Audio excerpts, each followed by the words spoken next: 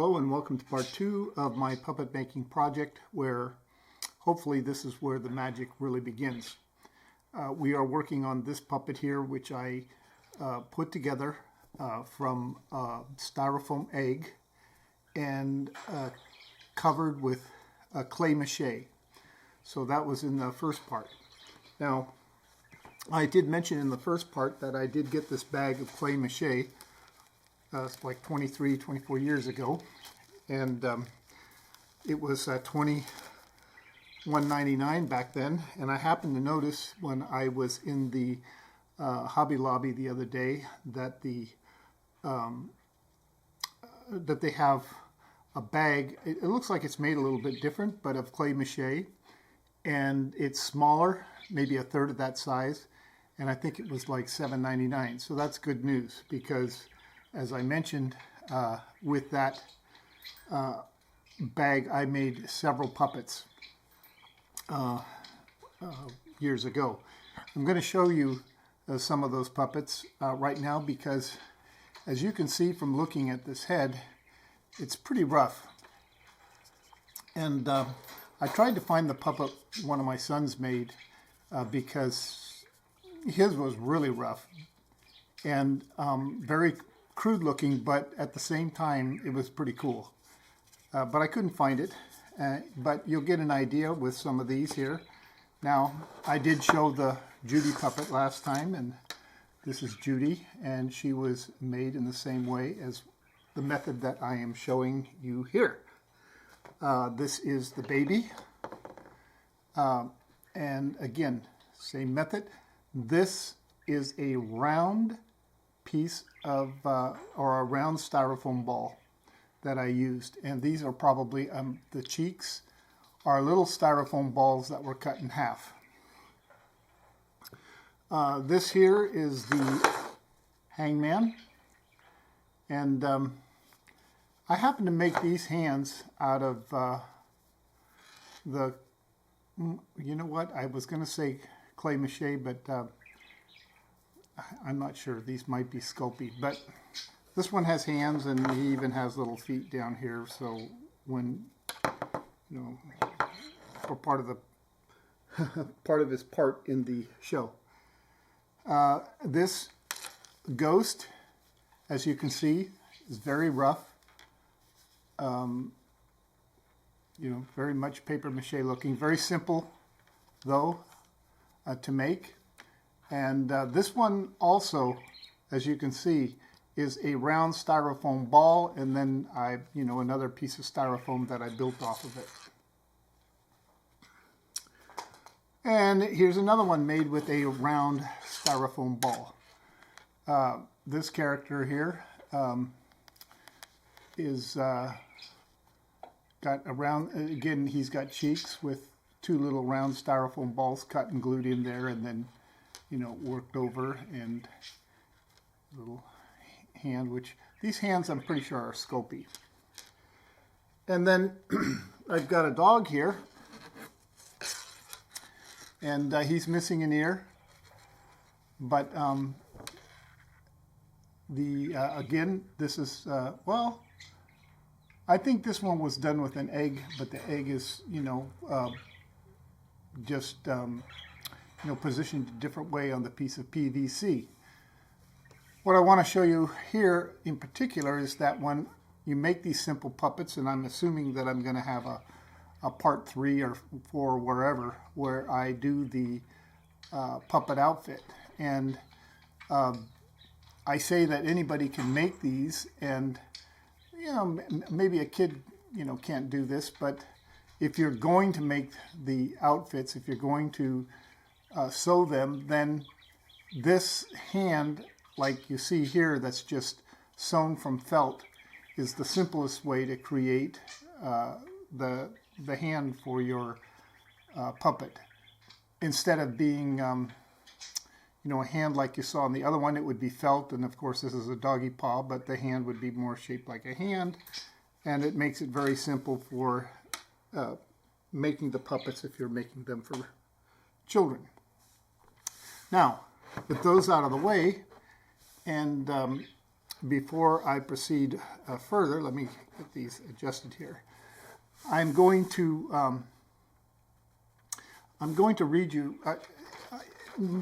If you've followed any of my videos, you probably haven't, but I oftentimes mention the fact that I'm like new at this. Yeah, if you look back in my history, I've maybe been doing it for a couple of years, but I don't have that many up. And I'm, you know, when I started out, I couldn't put 2 clips together, and I'm just learning, you know, how to edit still, and it's, you know, it's taken me a long time, and I'm having to do a lot of, you know, YouTube tutorials and whatnot. But anyway, I had posted a link to this video on the interwebs, and I got some feedback from a videographer who does this, and I'm just going to read you what he said. He said, wow, where do I start? I'm trying to help you here, so please read this in a friendly tone, which I will.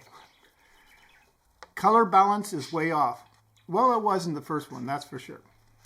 And although I kind of like the color, I won't get into how I did that first one because it was more of an experiment. But if somebody was in, you know, doing this, they would understand. Here's what he says. I like to set the Kelvin temp to the light temp. Well, I thought I did that in the first video. The problem was that my light system was woefully inadequate. But he says 3,000 Kelvin is easier on the eyes than 4,000 Kelvin. Well, I think he's right. The issue is that where I'm at right here, at least I think it's an issue, and I don't know enough about light to know for sure, but I'm in my family room and I have these huge light windows to the side of me. There are two 4x8 windows and a big slider on the other side, so I have all this daylight coming in. Now, daylight is more like, what, I think 5,600 Kelvin, and so I don't know about light, but I'm more like matching the lights that I'm using in this setup to the lights that are coming through the windows. What I did in order to compensate for all of this lighting issue that I was having was, well, I bought another light, which is here, which was about another $400, not including the stand, but I got another light, which really is helping, and that's why one of the main reasons that this video is looking so much different than the last video. So he goes on, he goes, for your setup, 2 cameras, one as you have, and an overhead or side close view is a must, I believe. Okay, I'm going to say yes to that there. I don't know that I'm going to do that in this video, but I'm going to say he's right. There should be 2 cameras. And I'm using currently just one. I do have a second camera. It's more about mounting it and whatnot. That is an issue, but we'll take that. That's actually good criticism. He says, or make the overall framing tighter and zoom in to it. Well, that I did. I changed the lens. I put on a, what is this, an 818 lens on it, and I've come in much closer. So that's good criticism. And he says, there were things between the camera and your hands. Big no for me. Well, that would be like this being between the camera and my hands. I guess I'm supposed to keep these maybe back here. I don't know about that one. Creaky chair. I did have a creaky chair. And it was my wife's chair that I borrowed from her desk. So I switched that, and now I've got this chair here, which is not so comfortable, but it isn't creaking. So I've taken that into consideration. This is how we learn, folks. the parrot's noise. Well, they're not parrots, they're parakeets. And they're noisy. They're over here next to me. And, you know, I'm kind of invading their space here. So I'm just going to let the parrots make or the parakeets make their noise. Okay, audio quality should be much better. Use any cheap digital recorder. I do have one, and I don't know that I would do that. I have a Rode mic on my camera, so that, you know, that comment I'm going to shelve for now. Microphone should be as close as possible to your head. A head, well, this one isn't far. A headset in your case might be a great. Yeah, I don't think I want to be making, you know, you got all these YouTubers out there and they got their headsets on, and some I see talking into there's little fuzz balls or mics or whatever. Not my style, but microphone should be as close as possible to your head. Okay, headset in your case might be great, or an overhead if lavalier is not convenient or noisy from movement. So the lights look okay, kind of, but they have some shadows that look weird, so top-down dome, 45 degrees or something like that. Well, that was the advice I took, because this dome here, this is actually a lantern. I guess maybe it's the same as a dome. I don't know. But, you know, it's over here. I don't have it exactly at 45 degrees, but, you know, I'm okay with the light. And I'm, like I said, taking his advice. You would need to do something with that background, too. Put something there, a poster, a light, anything. Oh, okay. So what I have is this here, this little take one thing. I bought this at a garage sale for, I think, $1. Now, if you notice, it's on a stick. So, and the stick's got a nail, and it's so that I could just pick it up and take it away, because I know my wife would not appreciate it if I stuck a nail in the wall right there. So, but anyway, criticism accepted and acknowledged, and there it is. If you can, move your back away from the wall. So I did move my back. I moved everything forward. I suppose that helps. That folding table is a no-no to me. Either that folding edge in the middle. Okay, well, he's got a typo there, but what he's saying is that the folding table that I was using, he didn't like it. And he didn't like the fact that it had this line right down the middle. And so I'm still using the folding table, because that folding table is sturdy, regardless of what, you know, he might have thought. But I happen to have in my garage some leftover flooring, what panels, whatever you want to call these. And so I stuck them together here, and I've got a different surface, and the line is no longer there, so that should make them happy. You seem to have okay, past that one. That was a compliment, actually. Those lights need a lot more power. Well, again, back to the lights. In the last one that I did, I had the lights, the one that's here on my left, I had it at 100%, and I can't remember what I had the little AMRAN at. But again, they weren't adequate. But the new light that I have, the one on my right, is 4 times more powerful than the one on my left, which was my key light here on the first video, and like I said, woefully inadequate, but doing well as a second light with this new light, which is, as I said, 4 times more powerful. No light can afford to be as good as indirect sunlight, or some diffuser or frosted glass is much better. Well, this is true, but you know, I'm having to work with what I have, and I'm getting ready for summer. And I live in the Central Valley, and summers are very hot. When I say Central Valley, I mean Central Valley of California. And summers are very hot here, often, you know, triple digits day after day. And so since I'll be doing a lot of staycationing, and if I do videos, I'll be doing them in the house here. And, you know, I'll probably be doing the lighting however I can do the lighting to get the video done. Okay, so now I'm going to move on to this second portion here of the project. So the only thing I have different here from the first time is I brought out, in terms of equipment, I brought out a couple of things that I'm going to use for this portion. I've got a little sanding block, and I've got a little thing of sandpaper of various grits. Both of these, I believe, were purchased at the either the Dollar Tree or the 99-cent store. 99-cent store not being around anymore, but anyway. And then, and really sanding these here, sanding these down. Sandpaper is really all you need, and you can, you know, that's how you would do it if you're doing it with kids. But if you want to go a little bit faster, you can use a Dremel type tool. And so I picked up one from Hobby Lobby. This is a Wayne,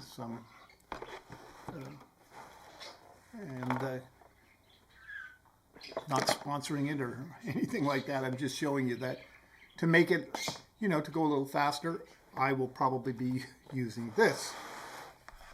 And I think this cost a total of $22. So, and the other thing that I have is is some real magic stuff. On these puppets that I showed you, I did not use this creative paper clay. However, I decided that even though I said these are really simple puppets, that I'm going to introduce this medium because I enjoy it so much. And if you're making puppets and you've got to this stage, you're going to really appreciate it. And the other thing is I had this cigar box here, and I decided I'm going to show you what's in the cigar box.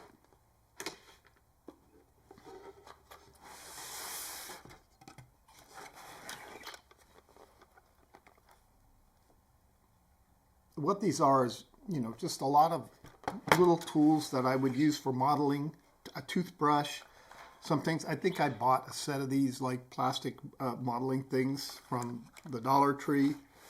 And some of these things I picked up at, you know, at a garage sale. I've got some straight edge razors in there, and just little things that I use for crafting and keep on hand for when I'm doing the modeling. And that's pretty much it. So I'm going to start sanding on this puppet, and what I've decided to do is take this outside, because if I do it inside, it's, you know, there's going to be a lot of sanding dust and whatnot, and I just don't want to make my wife too unhappy with making a mess in here.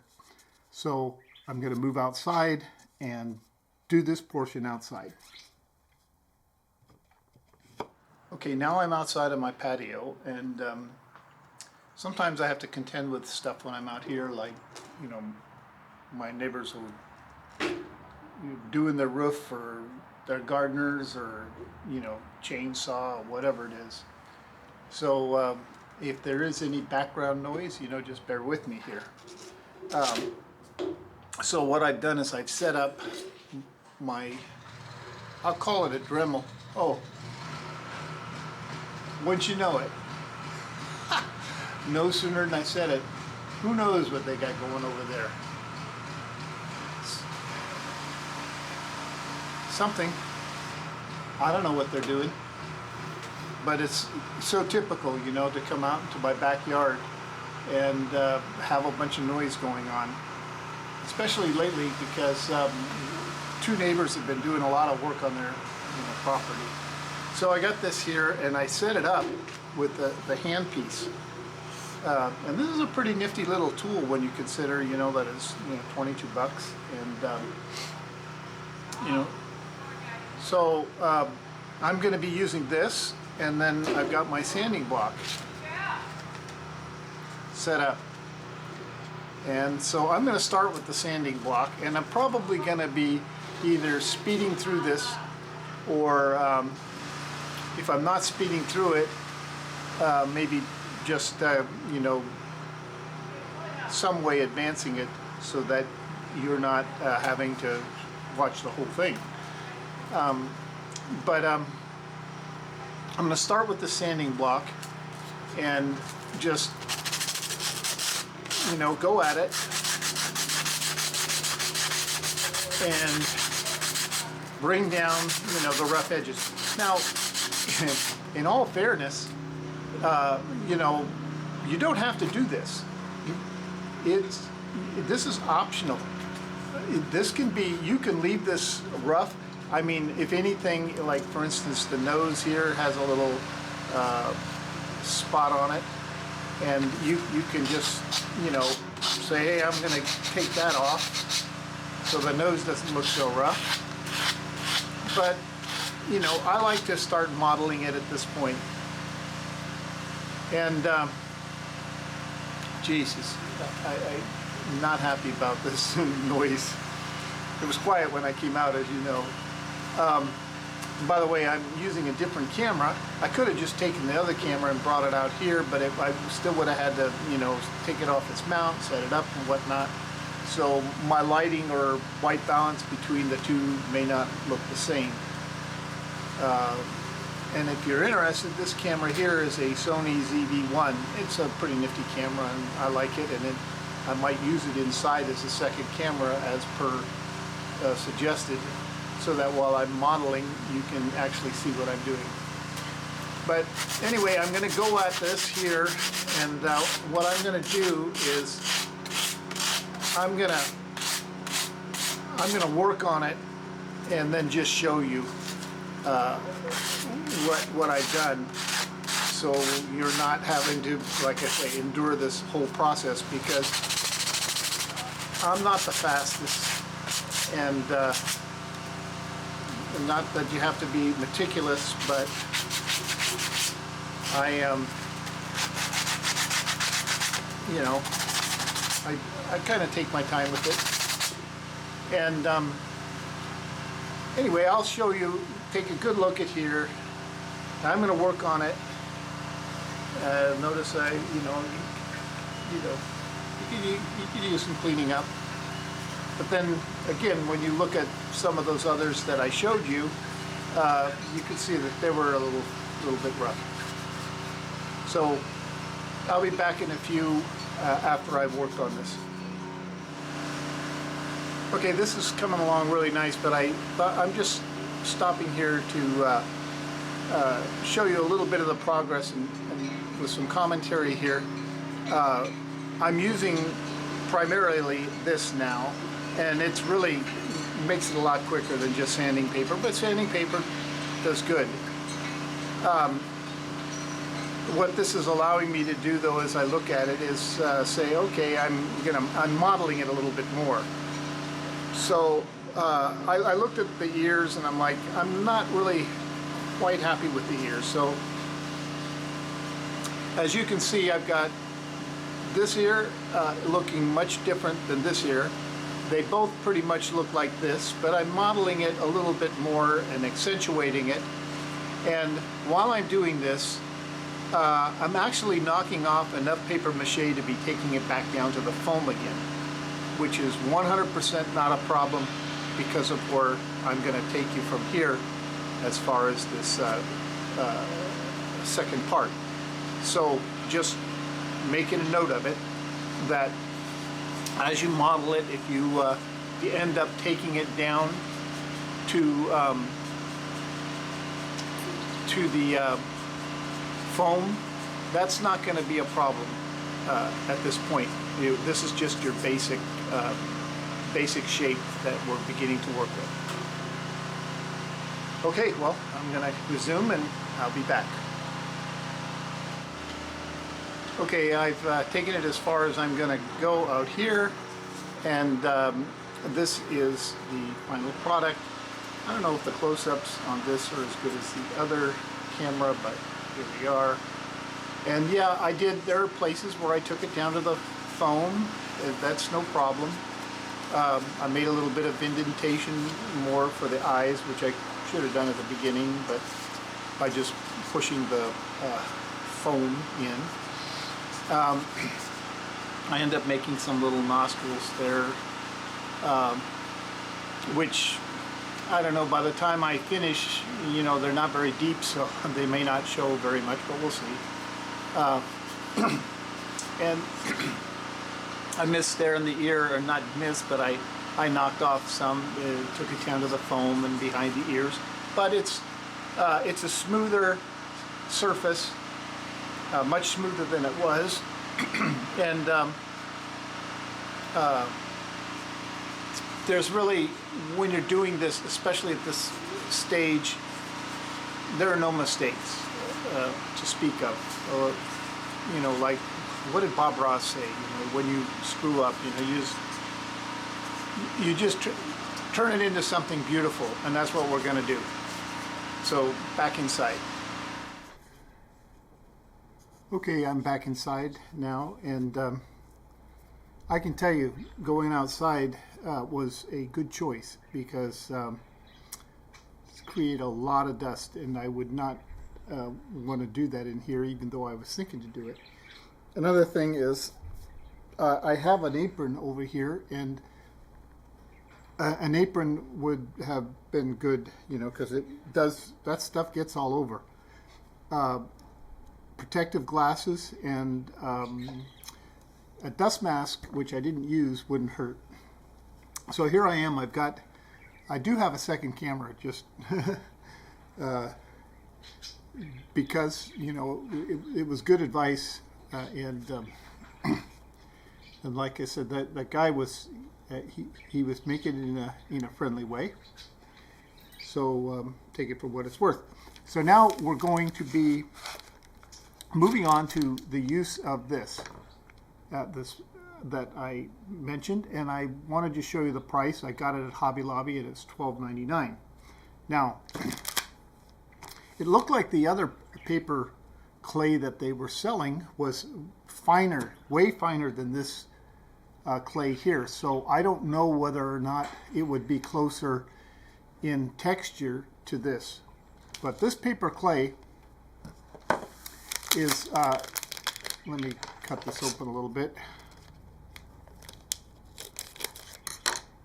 You know, it comes in a block. And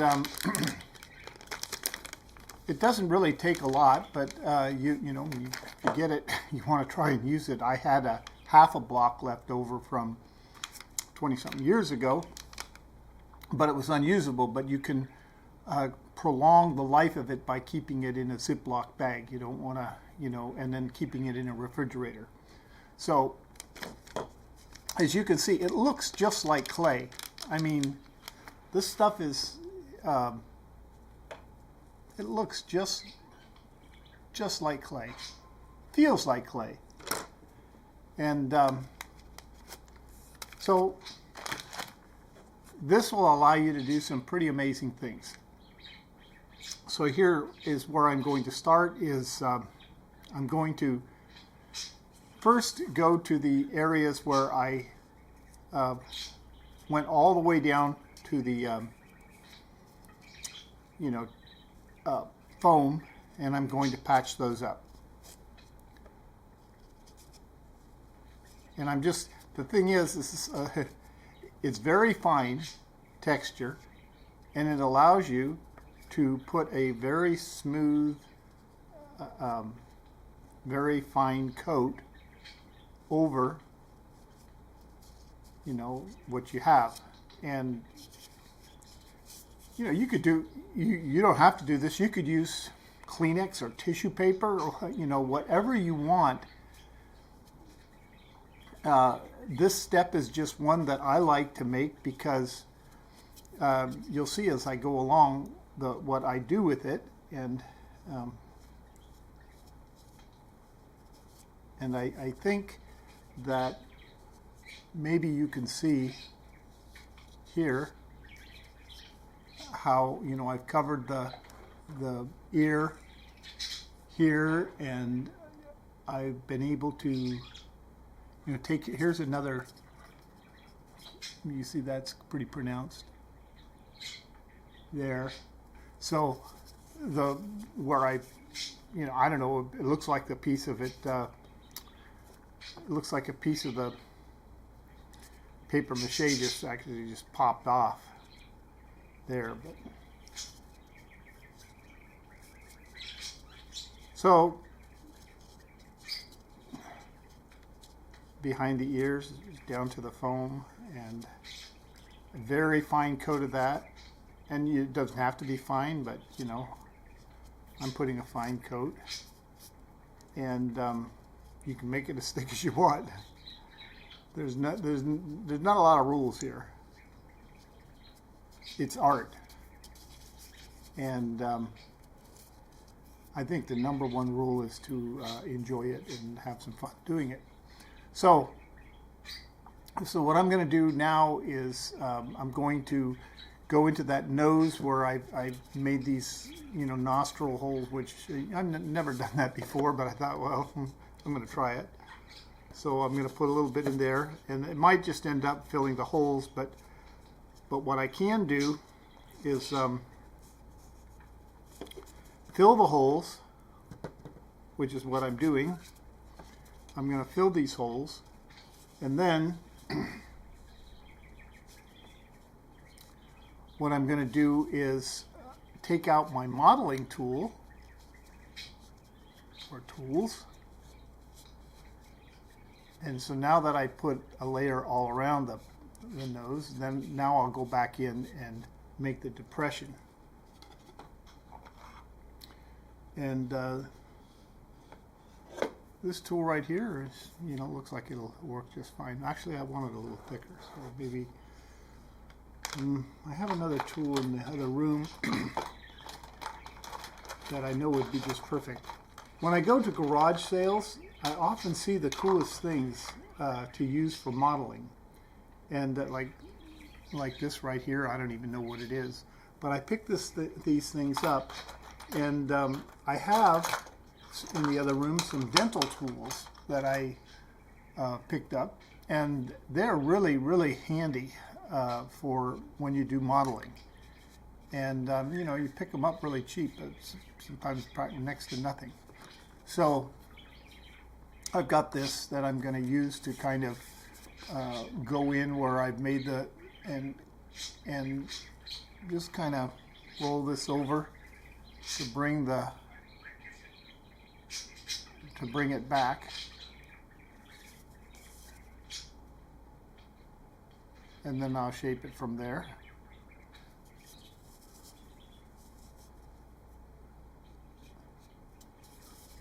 So maybe you could see that. I don't know how good that's coming through, but I do have now some like nostril depressions. So let's do this. I've got these depressions in the nostril, and you know, they're no big deal. I'll you know, paint them black or whatever, but I'm going to build out that nose at the base. Okay, so I'm going to take two pieces of this, and I'm going to try to make them about the same size by just looking at them, and I got two pieces now, and I'm going to put them on either side of the nose. Let's see, like this.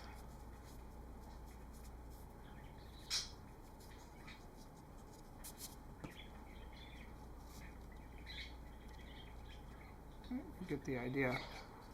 Now, I wasn't going to get into this level, but I just love doing this so much that because at the very beginner level, I really, you know, would skip this. But if you're making these puppets, you're going to want to. So you can see here what we're going.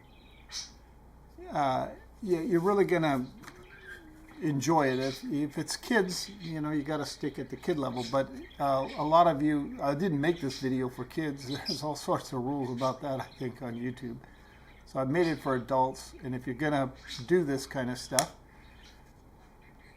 it's really fun to play with this paper clay at this stage. And you know, which you're ending up truly modeling. And modeling at this stage takes some time. Now, I probably need, like the guy said, well, even though I've got a second camera here, I probably need a camera that's like overhead, you know, like this, showing what I'm doing. And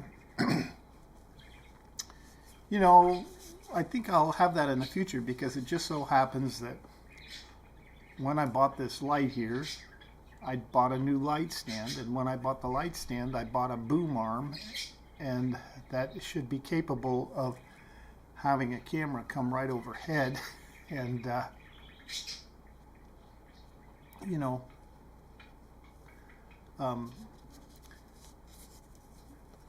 look, get the shot from above. And I don't have it set up now yet, but you know, perhaps I should. Maybe I could get this camera a little bit closer. I think what I'm going to do is try to do that. I'm going to see if I can, or let me see, what if I just did this? Does this help? Well, let's try it like this. I mean,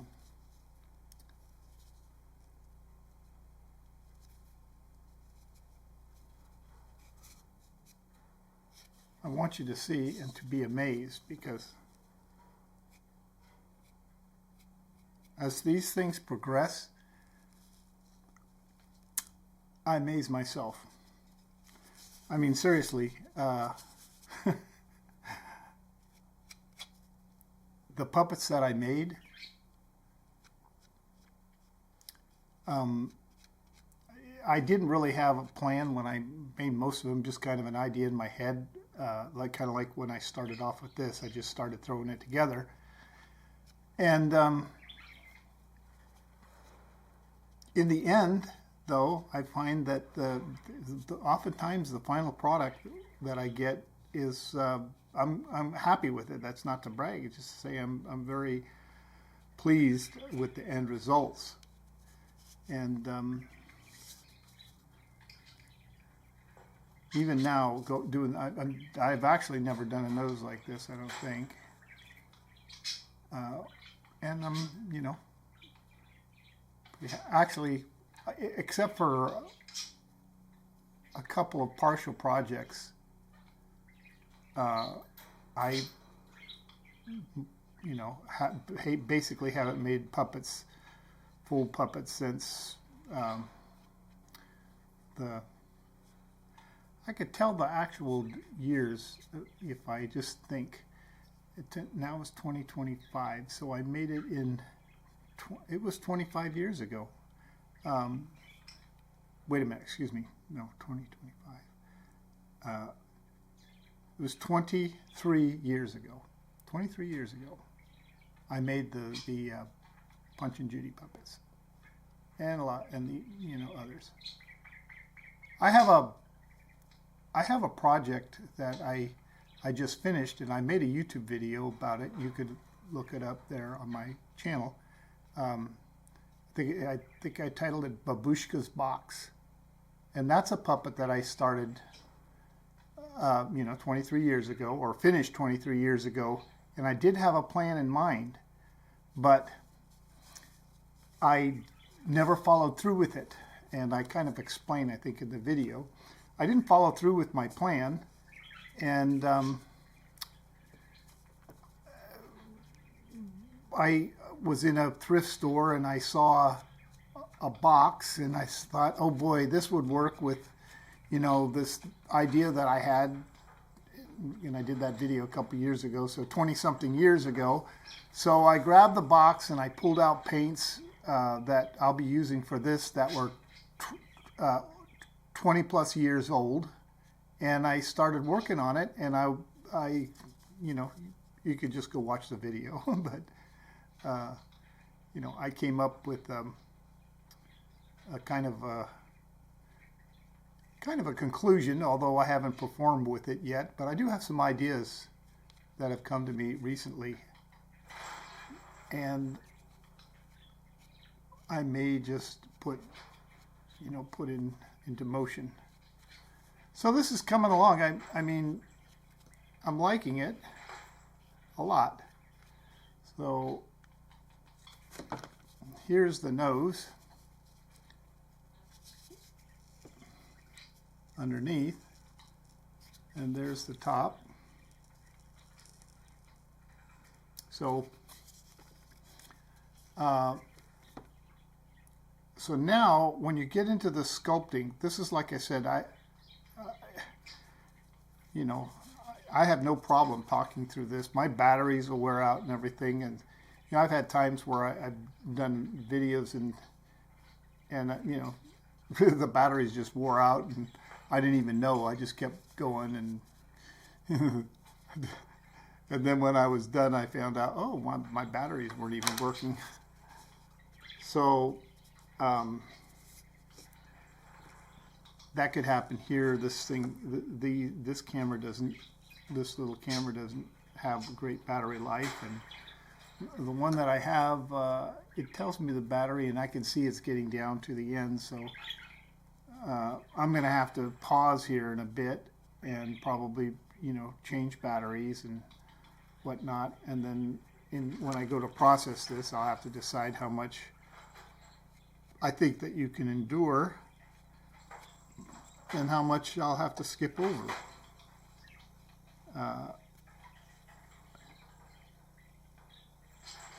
But yeah, because you know, I do need this. I mean, if you're watching it, I should be doing you the courtesy of at least having it so that you could see what I'm doing, because this is modeling, and you know, the modeling takes time, and like I said, this clay mache is where you really start to, at this point, really put on the 3D modeling into your project.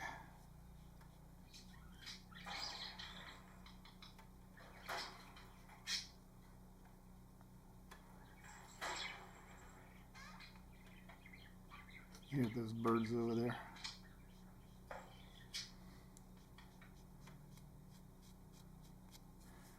Yeah, the birds, they're actually, my granddaughter got those birds. And she was living here for some time, and she got those birds. And then when, you know, she moved out, no more, we ended up with the birds. So I'm a bird daddy, and my wife is a bird mama. And we just happen to have, just so happens, mentioning grandkids, as of May 27th, we now have 15 grandchildren. So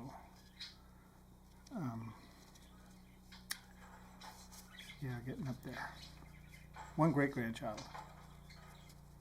So, you know, I'm just an old boomer, showing you how to make puppets. And of course, oh shoot, I'm not paying attention to this one over here, and this one over here is just not getting the shot. Let me see, put it like that. Yeah, boomer, and now I'm putting a ridge on the nose. Probably not as big as I want to make it, so, but I'll start where I'm at.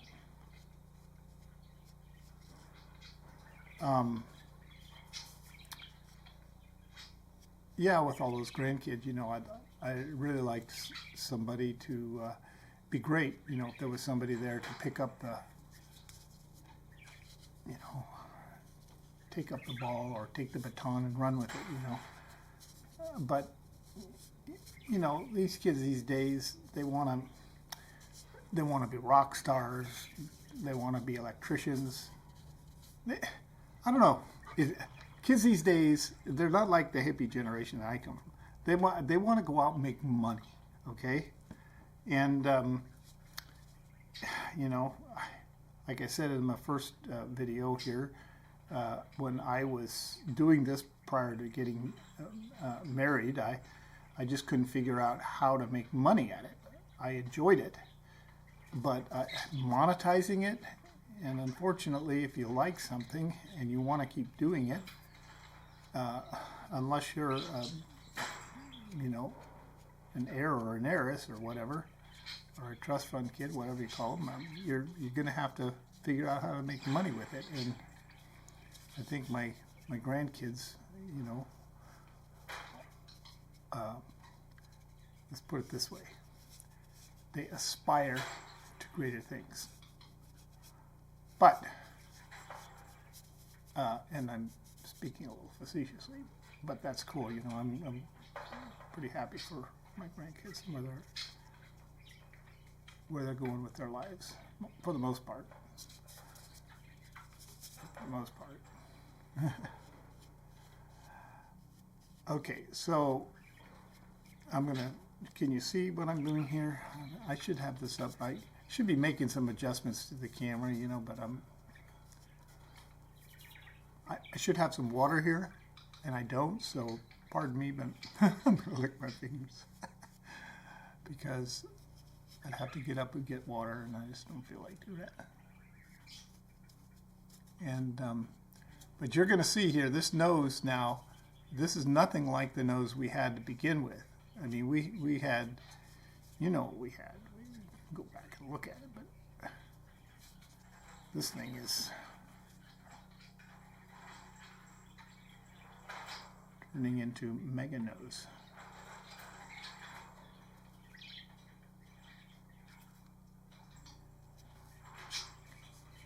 You know, I can hear my neighbors over there, whatever they're doing, they're making a lot of noise. I don't even know what they're doing. The other day I went out to make a video, and then just as I started, this neighbor over here, I think he started building a fence. I was like, okay, so scratch that. But it's really nice outside when, you know, when you can hear the birds and the hoot owls and whatnot. And, you know, I do have a lot of times like that, but recently, I don't know, I guess spring and people, you know, remodeling or doing whatever they're doing. New roof. I think the neighbor over here put on a new roof, but that was a while back. I don't know that that's what they're doing right now. I thought they were finished with that roof. But, you know, they're doing some work over there. I should probably have this, the part of the clay that I'm not using, the paper clay, I should probably have it in a Ziploc just to preserve the moisture in it so that, you know, it doesn't dry out. So when I do stop, I'm going to make some adjustments to what's going on here.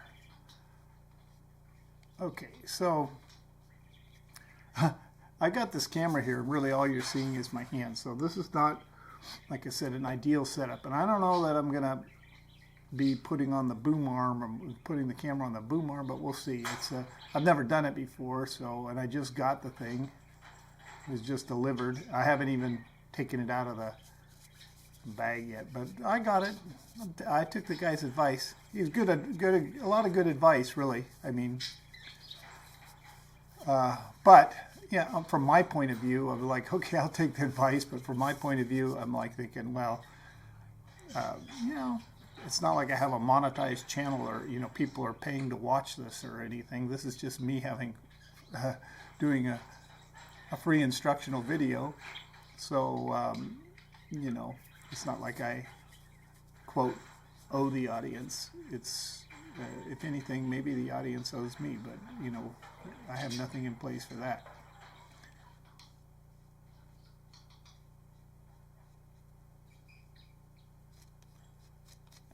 Yeah.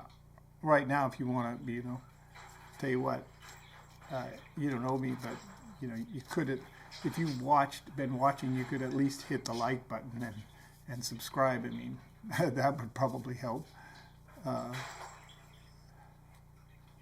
That you could do. Okay, so here's the nose now. Big nose. Do I like that nose? I kind of do, but now I've got to wonder, do I want it bigger? Do I want it, I mean, is that the, I think maybe it needs to dip down a little bit more or something. Something's just not, I'm just not quite happy with it, okay? I don't know what it is, but I'm not quite happy with it. So what I'm going to do is I'm going to put some more down here.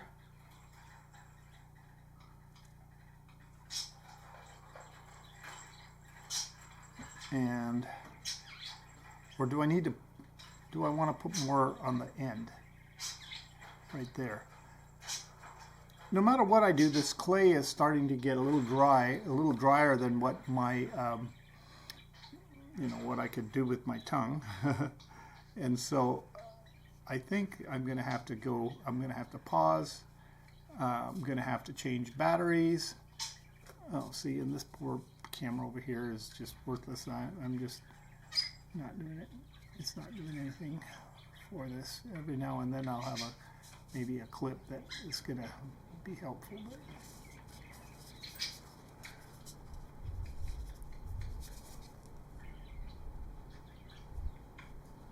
yeah, I usually remember to put a little dish of water when I'm doing this, and I just forgot. Maybe I'm trying to make the nose look too good. I don't know.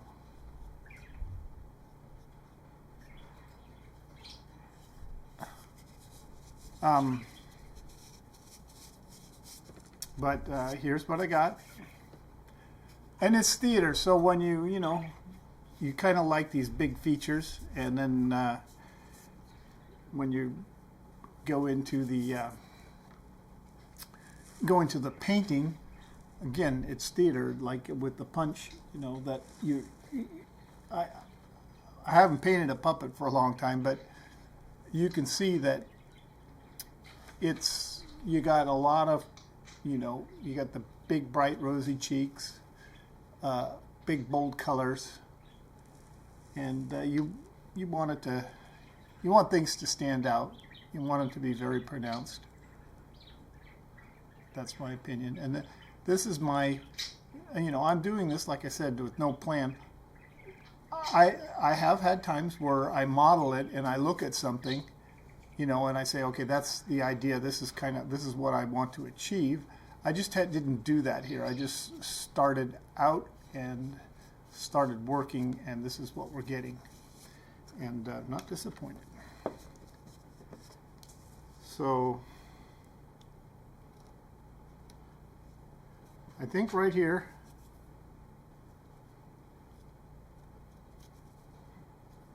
I'm going to stop. And yeah, although there's so much more I need to do. Oh boy, like I see, okay, this needs this needs that.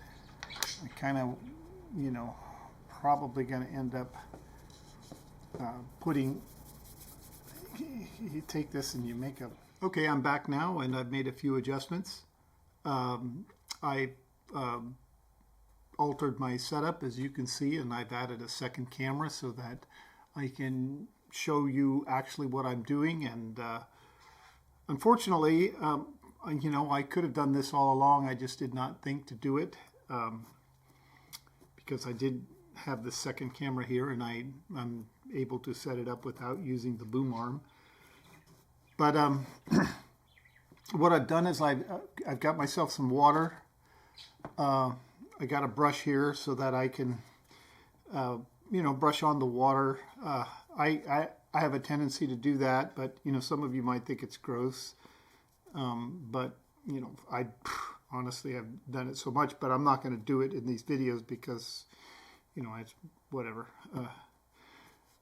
I'm not a germaphobe, but at the same time, I wouldn't eat raw meat or undercooked chicken or mayonnaise that's been sitting out, on the counter, or my own boogers or whatever. But but I do this all the time. I've done it.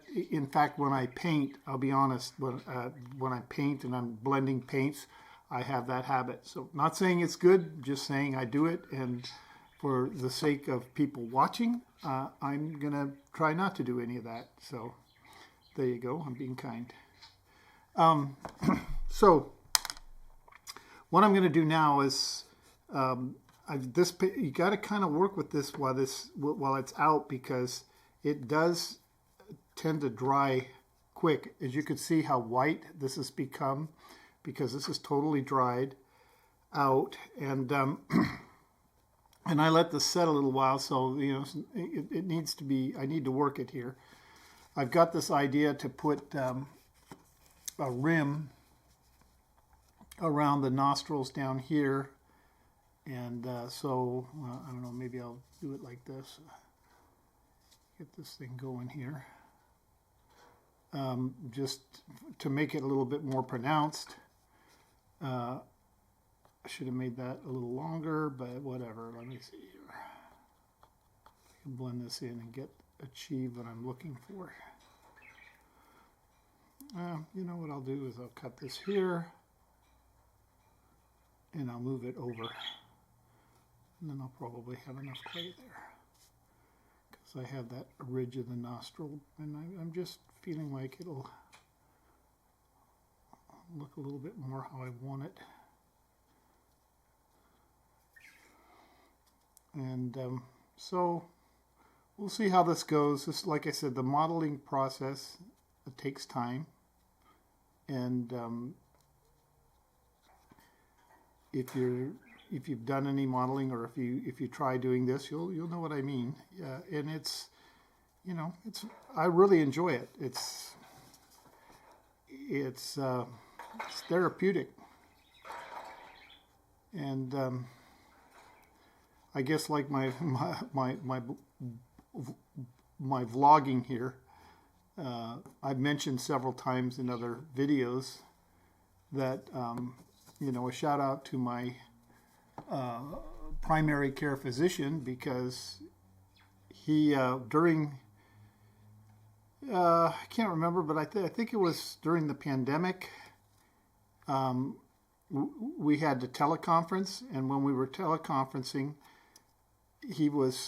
I was talking to him about, I was diagnosed with ADHD, and he said he couldn't prescribe any medications. He'd have to send me to a psychiatrist, and so I went to a psychiatrist, and the psychiatrist, she wouldn't prescribe me any medications without being re-diagnosed, because I had been diagnosed, I don't know, I think it was around 2009 or something like that, when I was diagnosed, and I was at, another, that was when I was with Kaiser, and so she wanted me to be re-diagnosed, so she referred me out to some psychologist, and the psychologist sent me like, this introductory kit, and it had, I mean, the thing was, I don't know, about a half-inch thick. All these papers I had to fill out. I mean, I might as well just write a novel, or something. So when we're doing this teleconference, I'm explaining this, and I said, look at this pile of papers. How am I ever going to be able to get this done?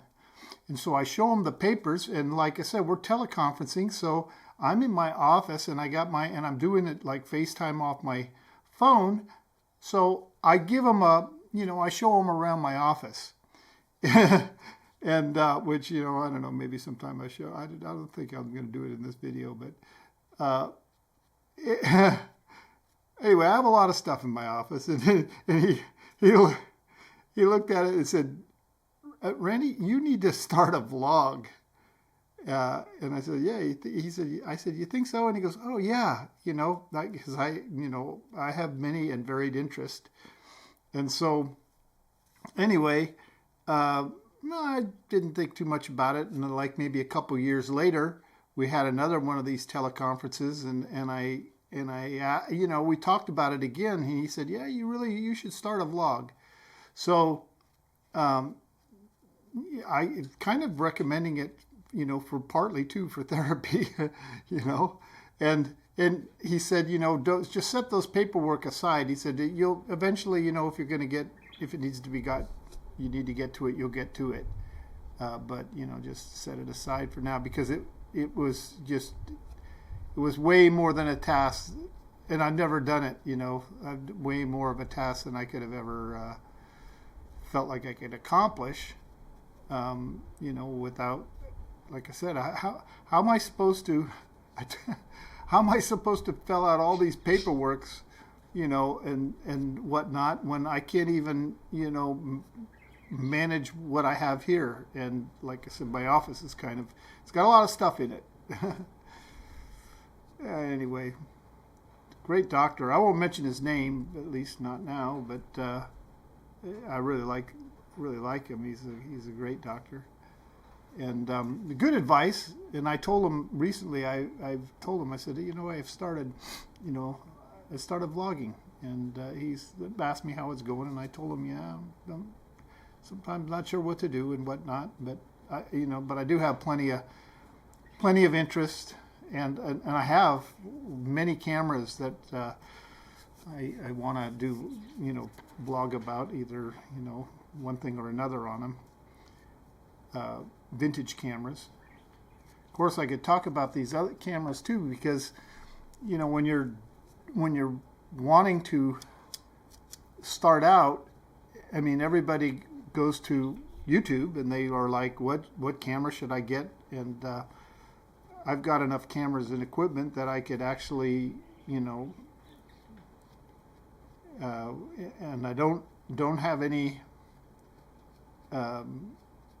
you know, affiliate links or anything. I could give some pretty good, honest opinions as to, you know, what I find works and what doesn't work, from my limited experience.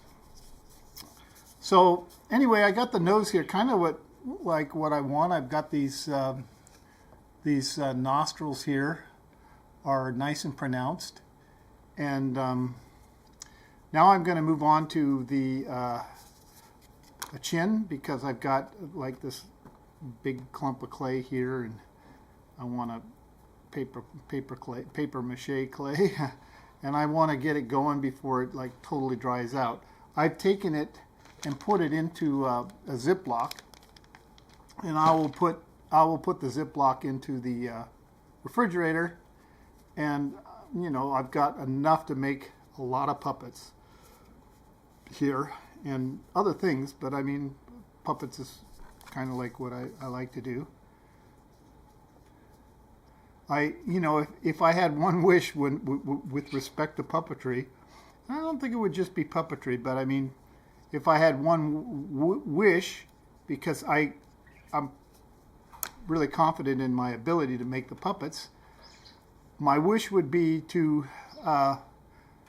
be a better storyteller. And maybe, you know, I shouldn't be wishing it. Maybe it's something that I have to, you know, study or, you know, work on. But I think telling, and it, like I said, it doesn't just apply to puppets.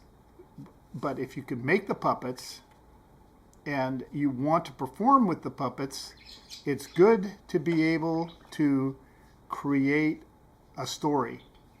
And like in my Punch and Judy, I think I've got one story bit that I don't know if it's unique. I haven't seen anybody else do it. I maybe put it on the interweb sometime, because I think it's pretty clever. And I think people who have seen it have thought it's pretty clever, but that's about as far as it goes. Well, I think I'm gonna, you know how cheeks or chins sometimes have those two bulges? I think I'm gonna put a bulge on each side of his chin. So what I'm gonna do is I'm gonna put this, it might be a little too big here. Okay, take this down here.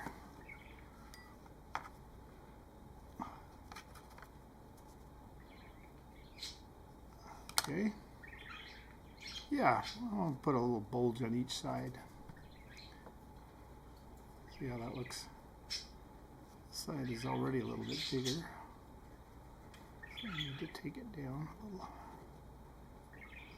Okay, so let's see here. Again, these are very. I'm doing doing with the chin, kind of like what I've done with the nose. I'm making, you know, I'm exaggerating it bigly. And I'm going to in here and sculpt this down. And there's a little hole right here. You see that hole? I'll just fill that in. And as you can see, this clay, I mean, you could cover the whole thing in this clay if you wanted to. I mean, this is very, very fine if you want to make something that looks more porcelainy than paper mache like. Then you could, you know, nothing says you can't just do the whole thing. Let's put this. See if I can.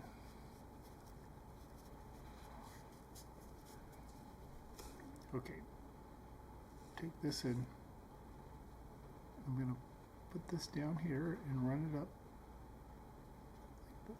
like so. And then just going to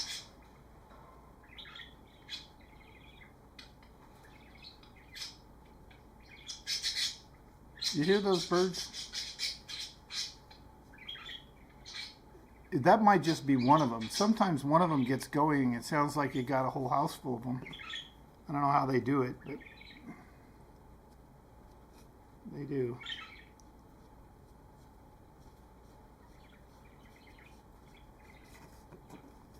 All right. Now I'll get my hands involved here. Okay.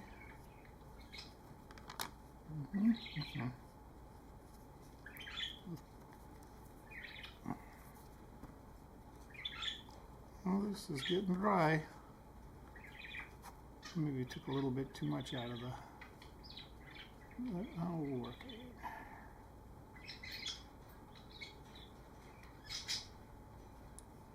Okay.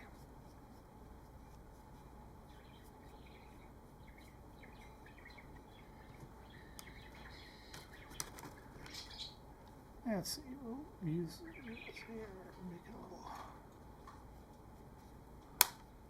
This one over here can be built up a little bit more.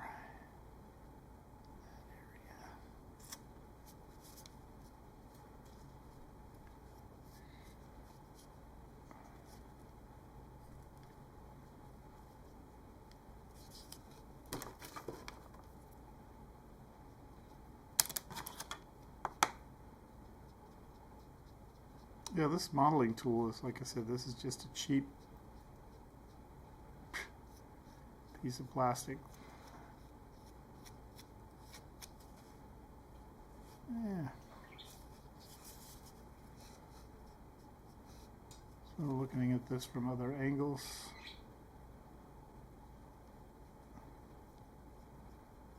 I don't know. Here's the thing. If I don't like this, you know, I could just take it off. It doesn't, there's nothing that says it has to stay if I don't like it. But I think I'm okay with it. Maybe I'll bring it down a little bit more. Look, can you see how this is drying out? So it's starting to crack. And that cracking, that's That's not good.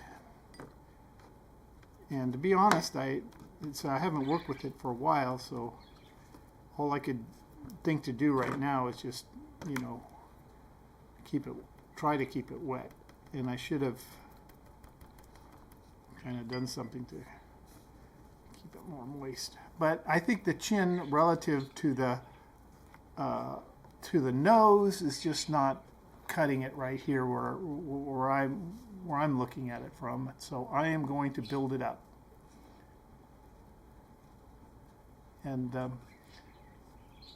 I think, you know, while I'm doing it with this, I probably should mention that I'm doing it with this paper clay, and I really do like this, but you could use the other clay. In fact, you could use Sculpey if you're a sculptologist and you like to work with Sculpey. You could sculpt the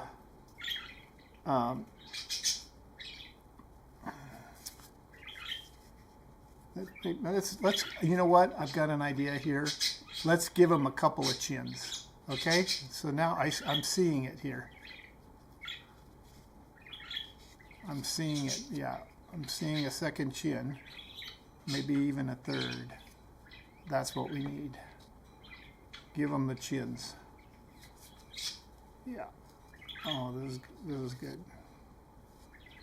So Sculpey, you know, the way that you would do it with Sculpey is you would do what I'm doing right here with the soft Sculpey, and then you would take the soft Sculpey, and once you've achieved the look that you want, you would put it in the oven at I think it's 275. You put it in for X minutes for every quarter of an inch. So you'd take the Sculpey and you would let's move this chin, this double chin. Let's move it up here, and we'll pull this one down here a little bit. Now you see, I'm starting to get a little sloppy because I'm like, I mean, not sloppy, but I mean, I'm just getting into it. Here, I want to see this take shape. So what you would do is you would take the Sculpey and you would make the shape, bake it, and then bring it back to your puppet and to what you have, and then you would glue it on. And you could use whatever glue. I mean, I would probably just use I'd probably used a glue gun, but the reason is because the glue gun is really not that strong. But the reason I would use a glue gun is because the glue gun, while it isn't that strong with the hot glue, it will allow for it'll allow for you to get the basic shape. Then after that, and get it secured, you're going to gesso it, you're going to paint it, you're going to put, then after the paint, you're going to put a finish coat like a matte, varnish, whatever you call it, the matte coating on. So you're going to have several layers of medium on it. I'm not liking this exactly, but geez, here I am doing this for, but I know the idea that I've got, but it's just not, I'm not really seeing it here yet. So after you put those coats of paint and whatnot on it, it won't go anyplace. So, and Sculpey is good. I think I made those hands, those puppet hands. I'm pretty sure those are all made of Sculpey. I have maybe some that are paper mache, I don't know. But I'm pretty sure I did those with Sculpey. And now I'm just turning the chin down to try to keep it in line with the double chin idea that I've got going on. And I'm pretty I don't know.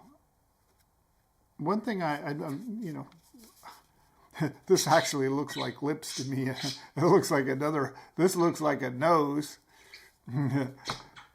This looks like, let me see if you can see that. So this looks like the nose, and this looks like another mouth. So it's not exactly what I'm looking for at this point. I'm trying to get this double chin look, and I'm not really achieving it yet. So I'll just have to work. You know, I work on it. Sometimes when I'm painting and layering paints, the same thing happens, and it feels like I'm never going to get done. And that's one of the reasons I'm kind of reluctant to do these, even sometimes with you know, on the video, is because I start out. I usually don't have any plans, and I start out and I look at it and I'm like, okay, let's get this. Let's do this. Let's get this going like this, and it's very extemporaneous. And I don't like to plan what I'm going to say. I mean, I thought of getting one of those teleprompters and whatnot, because I'm like, all the time when I'm talking, I say so many ums and ahs and all of this. And the thing is that and I've probably mentioned this before, but my thoughts are very fluid in my head. You know, they don't include all the ums and ahs.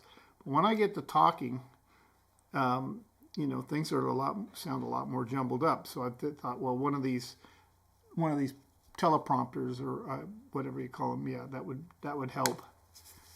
And so I'm not getting what I would like, but you know, let's do. Let's do a Bob Ross here. Let's not complain. Let's just make it. You know, let's just make it into. I'm not getting the double chin effect. So what am I doing? I'm just blending it all into one chin. I'm giving up on the double chin. Maybe if I looked at it some more, or looked at a picture, I'd get a better idea. You know.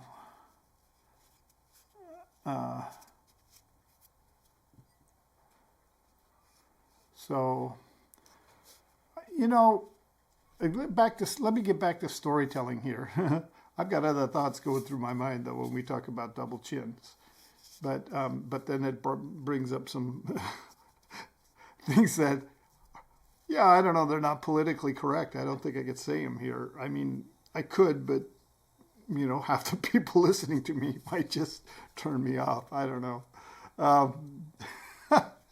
But getting back to storytelling, I mean, there we go. There's, you know, maybe I just put a few lines in there for the, a few lines in there for the double, let me see, let me get this for the double chin effect. But I've got a nice big chin there, and it looks okay. Oh, so storytelling, let me get back to that. The storytelling is really key. If you're doing puppet theater, storytelling is key. But more than that, if you're doing, you know, if you're doing video and whatnot, and you're not doing and you're trying to tell a story with video,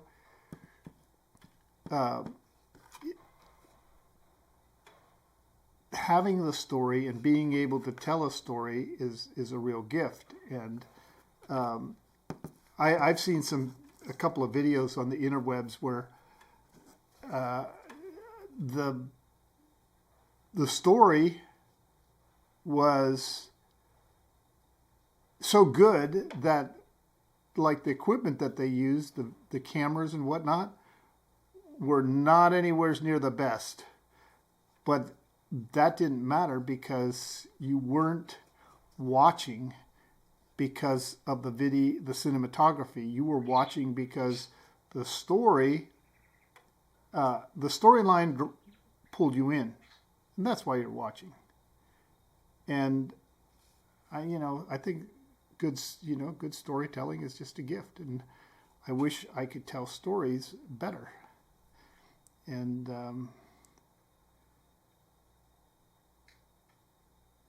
I think,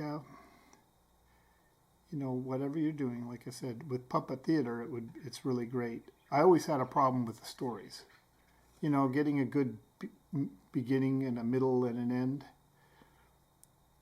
But the thing about Punch and Judy, they are, Punch and Judy are different than, I think, than most any other puppet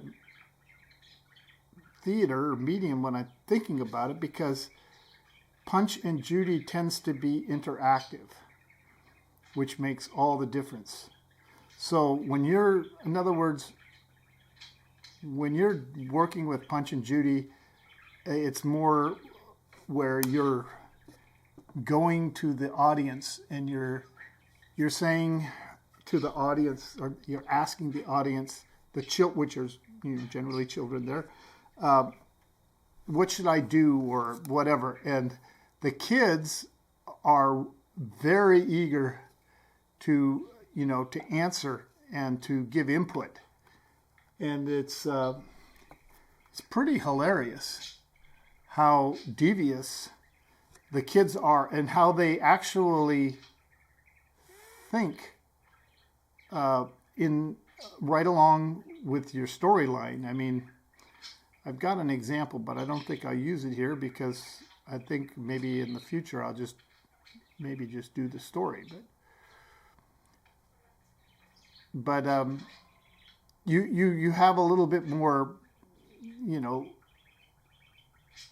latitude, however you want to put it, with Punch and Judy, because you can do some stuff right off the cuff that you might not do in a scripted story. But still, you need the basic script to carry you through. Anyway, storytelling. The ability to tell a good story, which has been important from time immemorial. Well, I've got that. I might thicken that out here at the bottom still more, but I want to move on to other features so that we're not entirely boring you with just one thing. So I'm going to grab some more clay here from the bag. And what we're going to do here is put some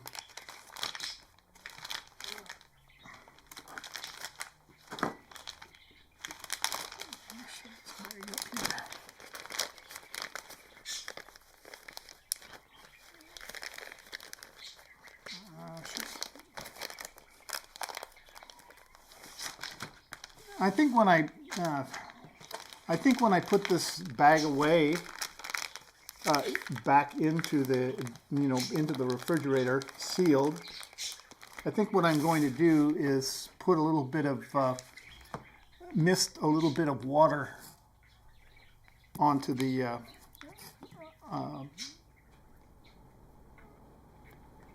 into the bag, to keep it moist.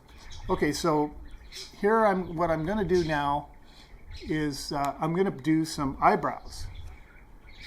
So now none of the puppets, again, that I showed you from my Punch and Judy, I didn't use any of this. But this came later in subsequent puppets, and it's just so magical that I couldn't hold back from doing it with this puppet. Okay, so let me see. This looks like I got too much there. Let me take a little off. So let me see. Hopefully you're able to follow me and I got this in the right place.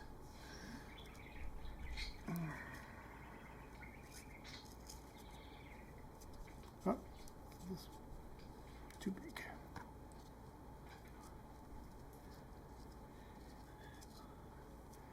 Oh yeah. Okay. So let me show you what I got going on here up close. Hopefully, I'm lost here. Where does this need to be? Okay, do I need to adjust this camera?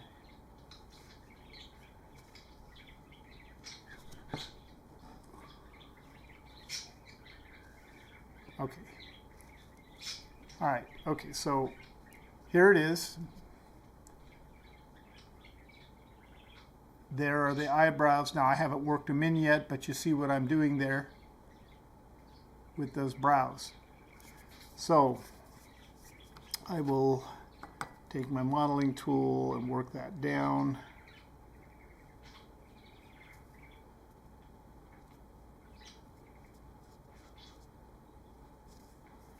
And go back here, do the same. And I mean, what a difference, huh? Well, my camera here just went out. The battery went dead. So the Sony ZV-1 is a great little camera, but the battery life, I've done videos with it, and several times I've had this problem. It's, you know, part of it's a function of me not having my, you know, my act together, and so you know, my videos are maybe longer than they should be. It's kind of like a sermon, you know. You go into church and, you know, they say the brain can only absorb as much as the ass can endure, and you sit there and you know, at a certain point you just get tired of listening. And with videos like this, unless for some reason you find me like utterly fascinating, which I doubt, you're going to scrub through it, or I'm going to advance it so that it's, you know, you're not having to watch the whole thing. But I do like to talk, so you know, there's that. Okay, so here's where we are.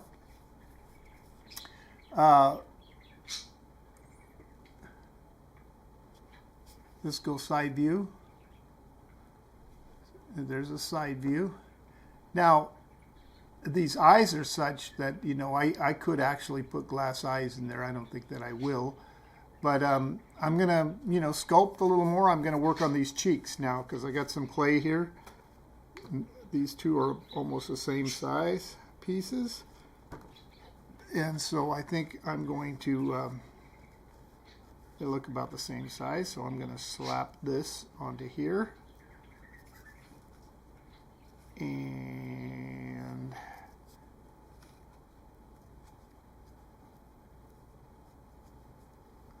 let's see if I like what I'm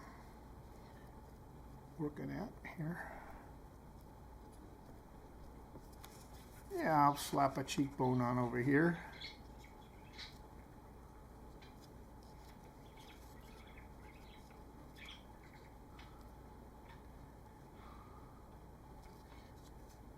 Okay, come on.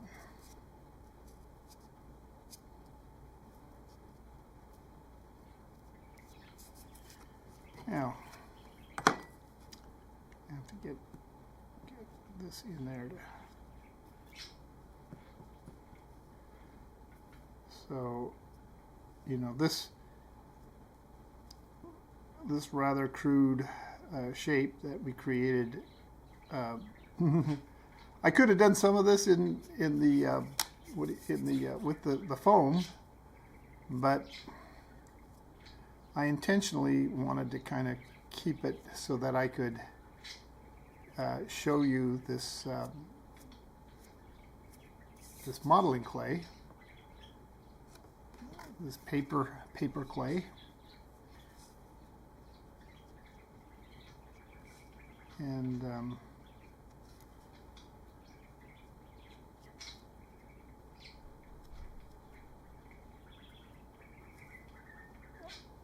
okay, so let's take a look at this. This may not be exactly what I'm wanting, but let's look at it, because now we've got, you know, we've got a lot of pronounced features here. Got some high cheekbones, and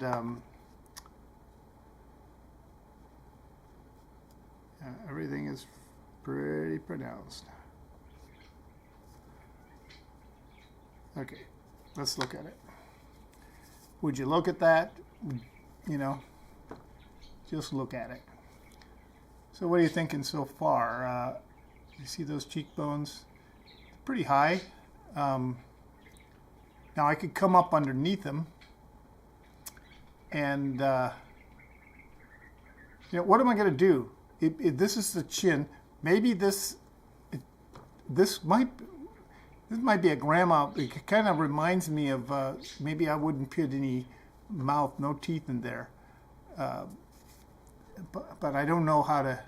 I don't know how I would do that, and maybe have to carve into there and to make it like somebody with no teeth. But you know, I don't know if you stick with this. Obviously, with me, with what I'm doing here, in the end, we're going to have a final product. And the final product will probably be as, you know, as much of a surprise to me as it is to you. I had a situation where a guy gave me some wood. He was selling a warehouse. Actually, I sold it for him, and there was some wood in there. Not much, but, you know, he had a small pile of it. Mostly they were cut to like 4-foot sections. Anyway, I picked those pieces of wood, and I took them into my my backyard, or I think out in my garage, and I just went at it with my saw and my gun, nail gun. In a couple hours, I was able to bang out a nice little, you know, cabinet with a hutch. But like I said, no plan. In the end, I surprised myself, and I used almost all of the wood that I had. So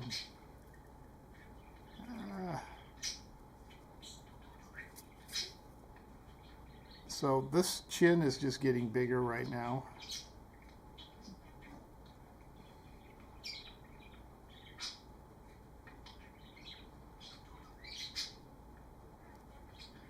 So I'm liking it.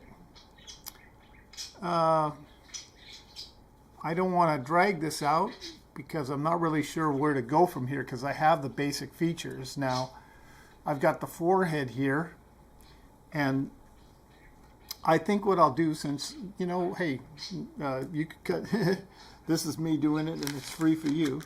So I'm going to do something here, and, you know, if you're getting tired, you can just turn this thing off.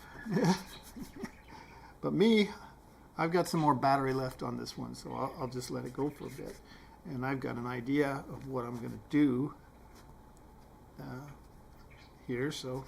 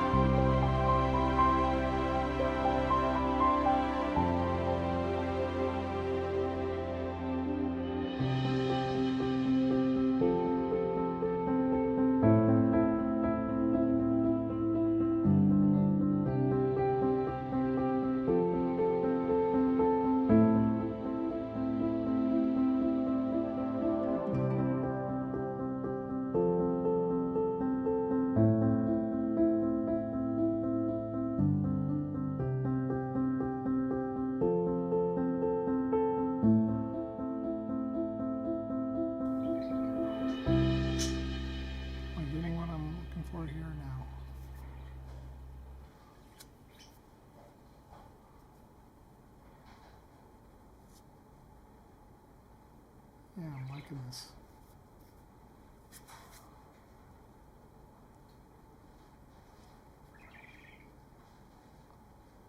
Yeah. I don't know here. Let me see. Yeah, I think I need to build out more, which means I'd have to go in for some more clay. But okay, so what I'm going to do is, if you've borne with me this far, I'm just going to stop here because I'm mostly got it formed to where I want. And I will maybe work it a little bit more, but you can be sure that whatever I do, I will let you catch up on. And so here's where we're at. And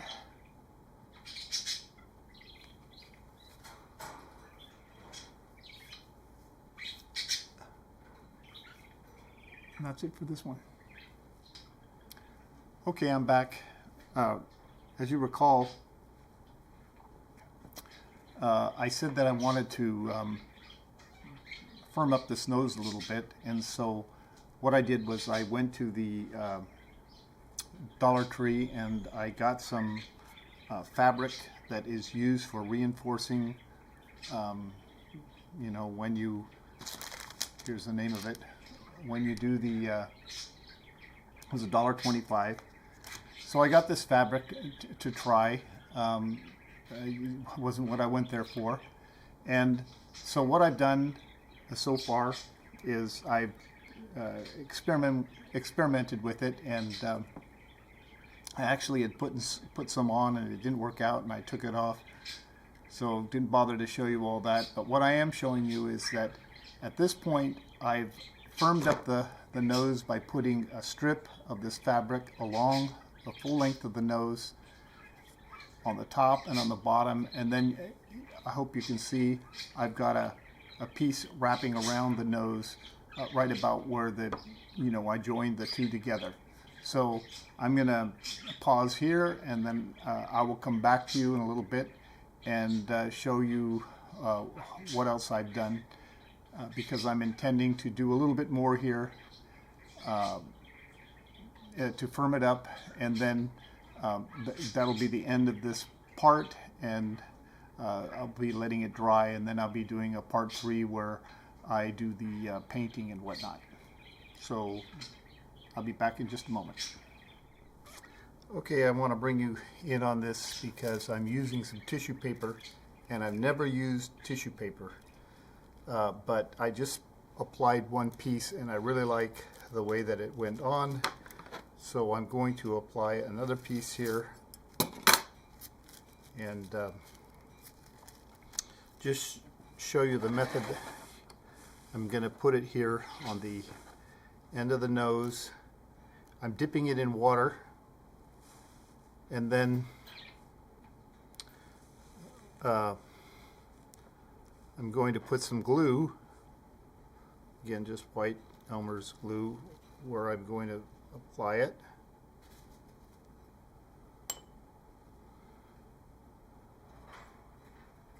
Just lay it over there. Like I said, I don't know why I've never used tissue paper before.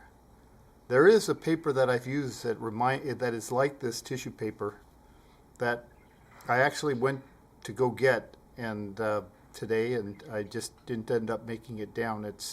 I go to this Oriental market, and believe it or not, I get a burial cloth that they use I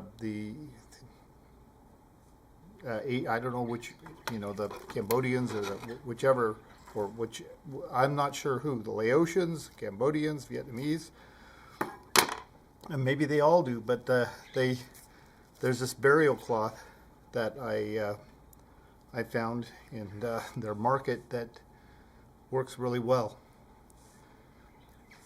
Take that for whatever it's worth. That's a little secret. I did one puppet and could not believe how strong it was, having used that. And now I'm using tissue paper and finding out, oh, I just dropped it. Had it all ready and I don't even know where it went. How is that even possible? Yeah, it got away from me. Well, I just have to cut another piece. Let's drop down here.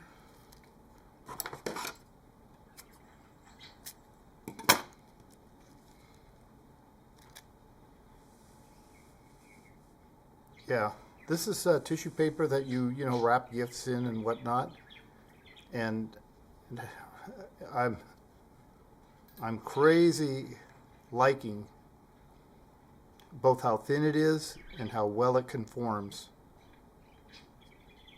And that's what we need here, something to go over everything. Like I said, I've got these strips that I put on, and now I'm using the tissue paper to seal it and hold it down.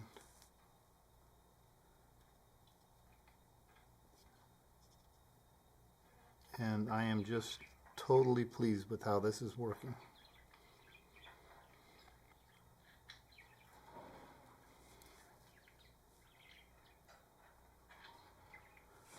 Take a look at the underneath. Looks good under here. I'm going to probably put a piece of tissue paper to kind of even it all out here and hold this strip that I have of the cloth.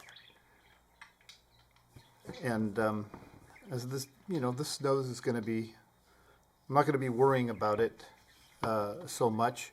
But, when you are doing puppets, especially, if you're doing something like Punch and Judy, but they are hand puppets, and, they get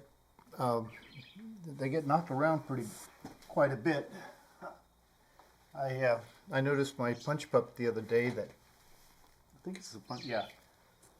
He's got you can see he's got a dent in his cheek, just from, I don't know, maybe Judy whacked him. And if she did, he deserved it. So one more piece here on the upper part at the end of the nose, right here. And then one piece underneath. So let's see here. And next time I go to the Dollar Tree, I'm going to get some more glue. I'm using glue that's from when I originally made these puppets. This is like 20-year-old glue, true. So I should probably get some fresh glue.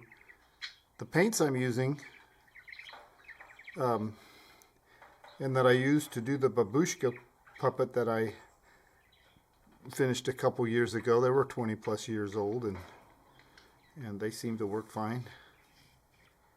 But I'm thinking maybe with the glue I'll update it. So I'll put a piece underneath here.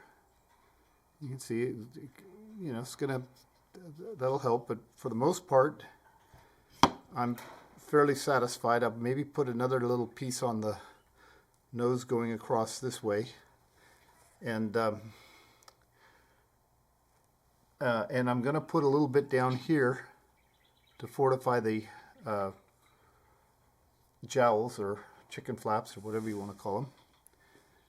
And then that will be the end for this portion, and I will then have another part where I do the placing of the eyes and the painting and whatever hair or that I put on. And then I suppose after that, if I do a costume, well, that'll be a whole nother thing. So I'll probably come back in a little bit, show you the final part of this here. All right, well, I've got this wrapped up now. All I did was a few more layers, as I said I was going to do, of tissue paper on the nose, putting it on underneath, and just wrapping it up to reinforce it. I put a little bit here on the on the jowls, as you can see. And then I have a piece of cloth, that I wrapped around at the bottom to kind of cover up the, the bottom of the PVC, and it didn't look all that well. And so that I think will hold, and I'll just put a little layer of white glue on there. And then, the next phase is if there's any more, sanding that I do, and then gessoing, and a good coat of gesso. Again, that is going to firm it up. You could use other things too, but I will use gesso, and which I used to make it myself. I'll probably just buy some, and I did put a piece of that cloth on the head to reinforce it in the back, just because I was experimenting with it. But if you're making one of these for first time, I would just suggest that you either use newspaper, or you could experiment. I really like the tissue paper, and you could you could use you don't have to use anything. You could just stick with that clay mache from the beginning. But like I said, I went from making something very simple to working on it and making it more elaborate, just because I'm having a good time doing it, I guess. So now, until the next part, that's it.